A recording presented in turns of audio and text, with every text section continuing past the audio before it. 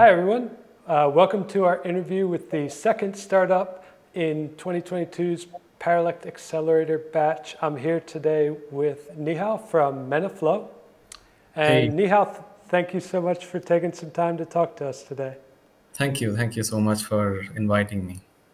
Happy to All join. right. Yeah, this is really exciting for me because this is the first time I've talked with a founder that is targeting the Middle Eastern region. And it's the first time I've talked with the founder of a MarTech product, I think. So, a lot to learn from you today, and I'm excited to hear more about Menaflow. Sure. Happy to share everything I know. Awesome. So, let's go back a little bit in time to the beginning of the idea for Menaflow. Where did you see this opportunity, and sort of what was the origin story of it? Yeah, so I've been a marketer for the last 10 years. Been working as, uh, been leading growth at multiple early stage companies. And for the last few years, I've been taking up assignments based in the Middle East and particularly in the e-commerce, small business market, early stage companies. And what I was seeing is a lot of the companies that are focused around the region, uh, their marketing setup or the technology is not really set up for success. So they're not tracking customers properly. They don't know where their customers are coming from. Attribution isn't working. uh, and also because you're not tracking people properly, you're also not able to engage with customers. So there's no real funnel that you can build. So obviously, marketing products, it's huge. So I've used multiple products over the years. The market itself is huge. It's a 300 plus $1 billion market, the marketing automation space. Uh, but when I checked into the region more and looked at multiple companies and mainly in the D2C space, the direct to consumer space, which is like one of the largest, fastest growing space of online brands or online businesses right now.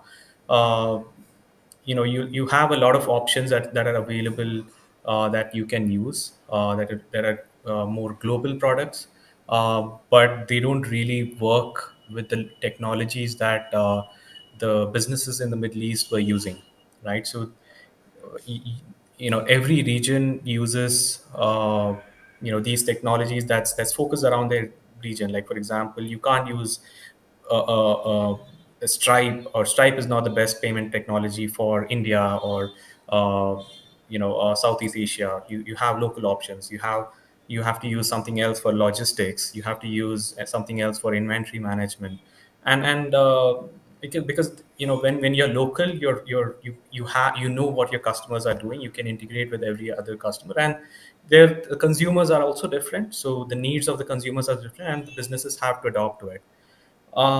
So that's where we come in, right? We brought in a marketing product that integrates really well. Obviously, there are because we have a local team, we can speak their language, we can provide support in their language. That's an added advantage. Uh, but yeah, so that's where the idea came in. So we just me and my co-founder, we started discussing about it about 8 months ago, and we spoke to a lot of potential customers, people in the space, and we got a lot of thumbs up, got a lot of feedback, brought in a few advisors, and we just started building the product. So that's where Awesome. Menaflow comes in.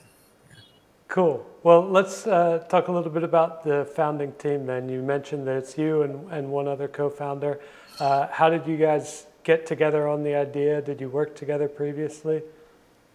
Yeah, so Ram and I know each other for the last 15 years. We went to the same college, did engineering together, and he's been working with enterprise companies for the last 10 years. I've been in the startup world, in the on the marketing side of things. So he's a tech expert. He's a senior software developer, now the CTO of Menaflow. So we've worked on a few side projects together over the years, but not really a business. So that's how I know Ram. Yeah. Yeah, that sounds like a little, bit of a dream team. It's somebody that you've known for a long time and who also has a lot of the experience that you need Yeah, from the technical side. yeah. Super. Well, it sounds like you guys are off to a great start. Tell us a little bit about how you found the Paralect Accelerator and maybe what was your first impression of the program itself. Yeah, we were looking at several programs and potential advisors that can come in, that can bring in various expertise, on marketing side, on traction, on uh, yeah, because we are also building one of our, for both of us, it's our first venture, so we needed that support. We needed a network, and Paralect is quite unique because they focus around, I mean, a large percentage of their focus is around technology, right? And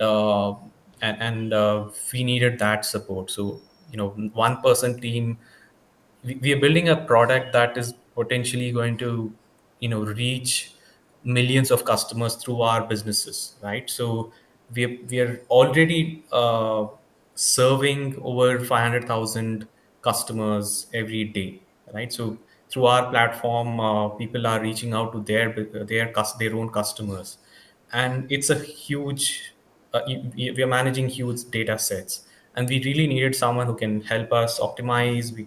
You know Obviously, so feedback is coming from every place. We needed to really invest our time into researching and prioritizing, not just on what the customer will need, but also on what can make us money, right? So that's where Paralect came in.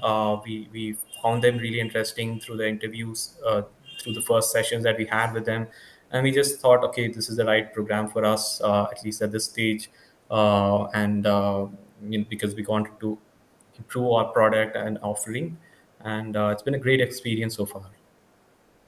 Well, that's great to hear. And I'm glad that we can sort of team up and fill in the gaps that you guys need. And that you're also reaching so many customers already. That's a very promising start. So, what is some of the, I guess, feedback that you've had on the product from the customer side? And how has that sort of shaped the discovery and building process that's happened so far in the accelerator program? Um, yeah. So before we joined Paralect, obviously, we had done a lot of surveys before it. We had a kind of a small launch of our product, like an alpha launch of the product, and you generally get feedback from, hundreds of places. There's no particular type of business when you launch it. I mean, unless you focus on a super micro niche, you don't really get something that you can work on. So with Paralect, we spent over a month on discovery, on research, on talking to customers, existing and potential. So Paralect and our team together, we interviewed some of our paying customers at that time, and then, we figured out few features, a couple of features that are really necessary that we have to launch, right? And really helped us prioritize. So that's what happened at the discovery stage. And then since then, we've both our team, again, my team is small. We are five people. Couple of engineers helping Ram with on the technology side. It's me and another person working on the sales and marketing. And Yeah, so Paralect has really invested a lot of their time and, money in us already, and we're already seeing some great signs that we can go ahead with. That's great. I want to dig in a little bit to that feature prioritization step. So, can you tell us now what are sort of the key problems that Menaflow is trying to solve? What are some of those key features that you need to launch and will launch together with us? Yeah. So when you look at the marketing automation or the customer engagement world, there are hundreds of products that you can choose from. Some products focus on specific categories. Some focus on everything. Like, for example, uh, one of the products our customers switch from is Mailchimp, right? So Mailchimp is almost like a consumer brand now. They're a global brand. Everyone, when you think of email marketing, that's the first brand that comes into your mind. Now, uh, what we saw was email as a channel. We built it first, but email as a channel is not one of the top channels, most high engaging channel currently, and it's definitely not in this part of the world, in Middle East, in Southeast Asia, in Southern Asia, or I think even in the whole of Asia. So people engage more on products like WhatsApp, phone numbers, SMS, and maybe even I think so. Email will come third. Then you have social media channels. Um, so it prioritized WhatsApp over email and SMS for us, right? So we decided, okay, we'll spend the next 3 to 6 months on just improving and building that product out. And it was hard because WhatsApp as a channel is not really open, so we have to depend on WhatsApp, Meta, Facebook for it. So we're one of the first products that's focused around the um, on being the official or depending on the official API that Facebook provides. But even if you look at the WhatsApp marketing world, there are many products that you can choose from. The differentiation really for us is we have deep integration with a lot of platforms that the market is already using. So and our again in the marketing automation, we focus all around e-commerce. So there are over 100,000 e-commerce businesses in the region already, and it's growing at a fast pace. I see that in the next decade, getting an online presence for any small business is not going to be an option or a thought. You just have to be online. It's not a small channel. You can expect up to 50% of your sales happening online, even if you have a physical store. So prioritized e-commerce, prioritized WhatsApp as a channel, and obviously there were problems in our onboarding, problems in our attribution, our dashboard. So these are the few issues that we figured out during the discovery phase, and that's what we are investing our time on these days with Paralect, obviously. Yeah. Yeah, that's great to hear. I guess you mentioned a few of the challenges already, specifically with WhatsApp and some of the other things you faced. Were there any more general challenges that you've faced so far with Menaflow that we sort of helped to overcome? I think the biggest challenge for us was focus. So, Parallel has really helped us focus on a few categories that's going to work. That really depends on customer intent, and also probably can help us grow our revenues. So, what customer wants, and obviously what customer will pay for. Second is the team itself has really helped us. Not just that they're investing a lot of people on the product, but the way, because we are starting out, you have a lot of moving parts. You sometimes don't know, you're not tracking things properly. So it has helped us uh, uh, understand and learn from the Paralect team, how they work.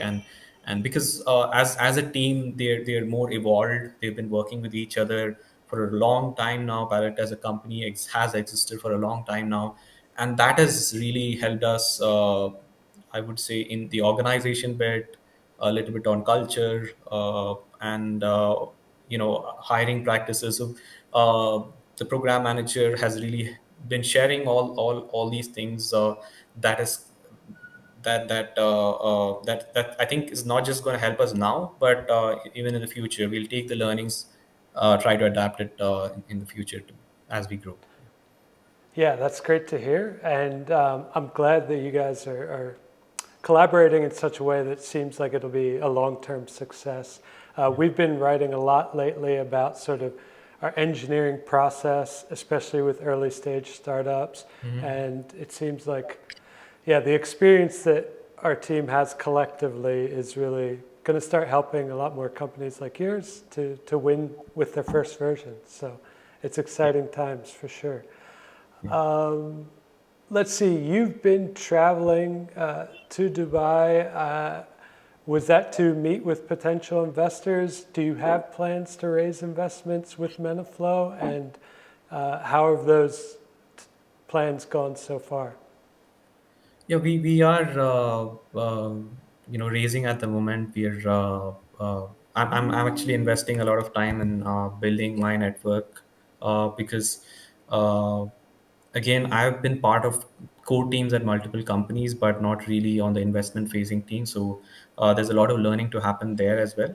Uh, but I'm constantly reaching out to people, and that has really. I think before we started writing the code itself, we've invested time on reaching out to investors. What's Some have gotten back, some haven't, but it has continuously helped us. We've been uh, iterating, improving the way we reach out to people, our pitch itself, my delivery, and a lot of other things too that comes with talking to people, talking to investors.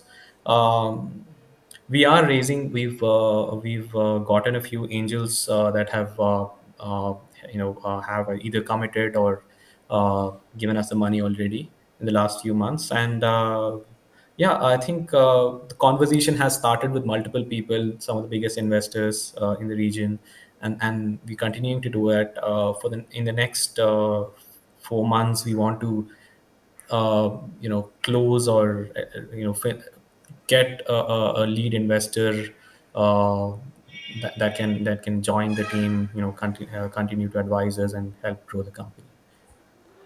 Well, that's great to hear as well. And I wish you all the success with that process. I know it can be, um, I don't know, nerve wracking a little bit or stressful a lot to talk with investors and pitch the idea. But I'm glad to hear that you're getting more comfortable with it as well. Yeah. So maybe to end on another positive note, I only have a few more questions, but what part of building or launching Menaflow has been the most exciting for you so far? What part of I mean, I think for both Ram and me, it's although we've worked on multiple projects, launched some small, plugins and extensions over the years, and just launched on Product Hunt, just seeing what happens. It's things that we do on the side. That is, we've never looked at it as a business, but now that we are actually building a business and people paying for it, seeing it, getting notifications from Stripe about a payment happening, making money is the most exciting part of the Yeah. business, I think. Yeah. Yeah, Okay. I mean, growing a team from scratch is also something that we're doing. I've built marketing teams, led teams in the past, hired people, so that has always been there. But it's since it's your own company, your own money that's going in, and seeing some results, seeing some traction happening is always a good thing. So every week, every day, there's something exciting happening, and the journey itself is great, has been great so far. Yeah, that's really cool. And I'm glad to hear that sort of natural excitement that comes from being a founder. Yeah. Maybe, maybe you could give some advice to your former self if there are people out there who were like you and they have experience in large teams. Maybe they're playing with launching side projects, and maybe they want to take that step to launch their own full product, a startup of their own. What kind of key advice would you give to them to sort of push them to that next step? um I don't have any particular advice because I'm no one yet. But I would say, even if it's side project, try to start charging money from the beginning. See if people are paying, because you're investing your time. A lot of us in the marketing world, or even in the technology world, write content and put things out in the world, and I see those things also as side projects. You're spending a lot of time and doing it and sharing your knowledge. If you're able to monetize that as soon as possible and always look at it that way, right? Because sometimes you just even if you put some content out there, you should always question if people would actually for pay you to read that piece of content, right? Or would it make some money for you, right? And if you look at it that way, then no matter what you content that you put on Substack or YouTube video of your own with your own channel, your own content, uh, it's going to potentially make money, right? And that's what I feel. So we've done multiple projects on the side, but really not started charging or looked at it in a way where or we just assume this is what the world will need and then brought it up, put it out there, but we just didn't go the bottoms up approach where you're looking at, okay, will people pay for this, and then started building from there. So that's my I wouldn't say advice, but that's my learning. Yeah. Okay. I guess around the topic of content and marketing, can you share a little bit about what channels Menaflow is going to use or already using? What are you writing on? Where can people find out more about the product? So yeah, we are available on menaflow.com. So if you're an e-commerce company, or I mean, basically the product can be used by anybody anywhere in the world. We support multiple languages, but our goal is to be as deep as we can in e-commerce and in the Middle East first. Eventually, we want to grow out of the region and go global. There are products in the e-commerce marketing category which are $10 billion revenue, and they just simply uh, depend on Shopify. 90 to 95% of their revenues are coming from Shopify. There are multiple products that you will find which are already valued that much. I think in our world, in the e-commerce world, a lot of businesses are depending on, or the future. They're not going to hire a developer to create their website. You have a lot of no-code options. Just to create a website, e-commerce website, you have 180 plus platforms, and most of these platforms, apart from Shopify and WooCommerce, they are focused around uh, particular regions or countries, languages. They try to create focus around some geographies, right? And we want to grow in those geographies first before we get into Shopify, right? So that's where we want to take the product. We want to be a global product, but start with MENA, right? E-commerce as a category, you have uh, every e-commerce website has a similar pattern, right? So that's where Menaflow will be. Our goal is to take Menaflow towards. But today, in terms of marketing, what we are doing is depending on the plugin stores, app stores that the websites provide. Second is outreach strategy. I think so we have our own way of reaching out to customers and in an automated way, and me and the other salesperson in the team are handling the outreach demos and all that. Eventually we want to build out an inbound channel, inbound as a channel itself that can get our brand out there and build a brand in the region and go global from there. So today, a lot of it is automated. We are getting in customers and demo requests every single day. 3 to 5 demo requests. So that's really great for us. We're really comfortable with it. But eventually, as we grow, we'll have to look for more channels. Yeah. Fantastic. Well, I look forward to seeing you guys succeed and following the progress. And hopefully, we will have another interview with you in 6 months or a year. And all these dreams that you've talked about will be much closer to reality. Thank you so So, much, John. Yeah. yeah, thank you so much for taking your time to chat with us. Um, yeah, and good luck with the launch of the product and further improvement of Menaflow for your customers. Thank you. Pleasure talking to you.